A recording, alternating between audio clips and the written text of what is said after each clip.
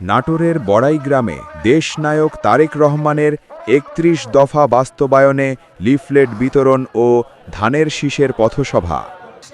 ১৩ জুলাই ২০২৩ তারিখে বিএনপির ভারপ্রাপ্ত চেয়ারম্যান তারেক রহমান কর্তৃক জাতির সামনে উপস্থাপিত রাষ্ট্র কাঠামো মেরামতের ৩১ দফা বাস্তবায়নে নাটোরের বড়াই গ্রামে দেশনায়ক তারেক রহমানের ৩১ দফা বাস্তবায়নে লিফলেট বিতরণ ও ধানের শীষের পথসভা অনুষ্ঠিত হয়েছে।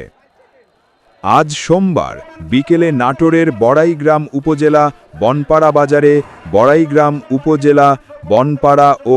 বড়াইগ্রাম পৌর শ্রমিক দলের আয়োজনে লিফলেট বিতরণ ও ধানের শীষের পথসভা অনুষ্ঠিত হয়।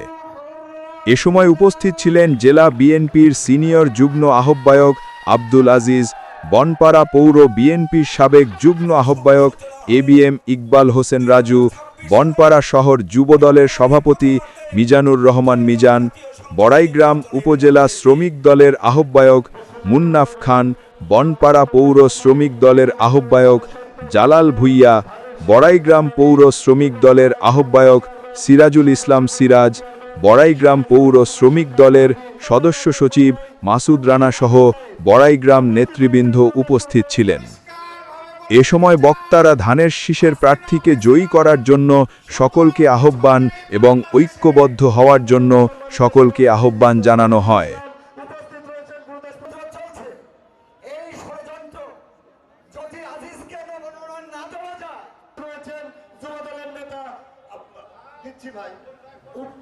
সাধারণ সম্পাদক গুরদাসপুর উপজেলা বিএনপির সম্মানিত সদস্য আমার মোহাম্মদ আরিফুল ইসলাম, তাকে তার সংক্ষিপ্ত পৌর কৃষক দলের সম্মানিত সদস্য সচিব আমাদের মাঝে উপস্থিত হয়েছেন নগর ইউনিয়ন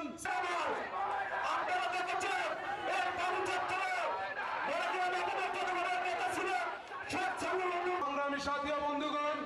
আমাদের মাঝে উপস্থিত হয়েছেন মোহাম্মদ